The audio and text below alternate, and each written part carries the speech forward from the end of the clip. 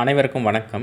இன்றைக்கி நம்ம பார்க்க போகிற ஒரு மெய்க்கீர்த்தி தகவல் என்னென்னா, தரணி போற்றும் தாராசுரம் ஐராவதீஸ்வரர் கோவிலை கட்டிய 2ஆம் ராஜராஜ சோழரோட வளர்ப்பு மகன் 2ஆம் ராஜாதிராஜன். வரலாற்றில் இவரை பற்றியான குறிப்புகள் மிக குறைவாக இருக்குது. ஆனால் இவரை பற்றியான நிறைய தகவல்கள் இருக்குது, ஆனால் தேடப்படாமல் இருக்குது. அவரோட மெய்க்கீர்த்தியை பார்ப்போம். ஸ்வஸ்தி ஸ்ரீ கடல் சூழ்ந்த பார் மாதரும் பூமாதரும் கலை மாதரும் அடல் சூழ்ந்த போர் மாதரும் சீர்மாதரும் அமர்த்து வாழ நாற்கடல் சூழ் புவி ஏலும் பார்க்கடல் போல் புகழ் பரப்ப ஆதியுக மாமென சோதிமுடி புனைந்தருளி அறுசமயமும் ஐம்பூதமும் நெறியில் நின்று பாரிப்ப தென்னவரும் சேரலரும் சிங்களரவரும் முதலியாய அப்படின்னு கொடுத்துருக்காங்க. இதில் அறுசமயமும் ஐம்பூதமும் அப்படின்னு ஒரு வார்த்தை இருக்கும். அது என்னன்னு நான் அந்த விளக்கம் இப்போ உனக்கு தெளிவாக சொல்கிறேன். மன்னவர்கள் திரை சுமந்து வந்திண்டு சேவிப்ப ஊழியுளி ஒரு செங்கோல் ஏழு பாரும் இனிதளிப்ப செம்போன் வீர சிங்காசனத்து உலகுடை முக்கோ கிளாநடிகளாவடும் வீற்றெழுந்தருளிய கோவிராசகேசரி வன்மரான திரிபுவன சக்கரவர்த்திகள் ஸ்ரீ ராஜாதிராஜ தேவர்க்கு ஆண்டு அப்படின்னு குறிப்பிட்றாங்க. மிக முக்கியமான ஒரு மன்னர்களில் இவரும் வருகிறார். என்ன காரணம் அப்படின்னா, பல்ராயன்பேட்டைன்னு சொல்லப்படுற மயிலாடுதுறை மாவட்டம் பல்ராயன்பேட்டையில் இவருடைய சாசன செப்பேடுகள் இருந்திருக்கு, இப்போ இல்லை. சரி, அதெல்லாம் அப்புறம் பார்க்கலாம். விளக்கம். மங்களம் உண்டாகட்டும். எல்லா பக்கமும் கடல் சூழ்ந்த பார் அப்படின்னு சொல்கிற உலகம் அப்படிங்கிற பெண் அதை உருவகப்படுத்தியிருக்காங்க. உலகம்ங்கிற பூமாதரும் கலை மாதரும், சிவபெருமானை கூட கலை மாதம் தான் சொல்லுவாங்க.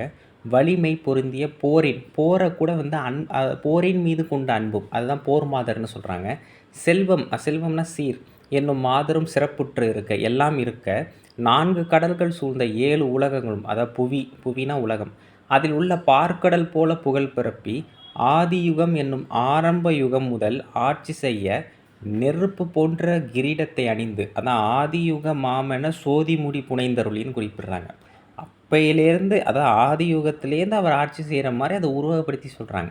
அதேமாதிரி 7 உலகங்களும் 7 கடல்களும் இவருக்கு கீழே இருக்கிற மாதிரி அந்த உருவகப்படுத்தி இதை சொல்கிறாங்க. அடுத்து 6 சமயம், சைவம், வைணவம், சாக்தம், கணபத்தியம், கௌமாரம், சௌரம், சிவபெருமானை வழிபடுறது, திருமாலை வழிபடுறது, சக்தியை வழிபடுறது, விநாயகரை வழிபடுறது, முருகனை வழிபடுறது, சூரியனை வழிபடுறது. இதுதான் அந்த காலத்தில் 6 சமயமாக இருந்திருக்கு.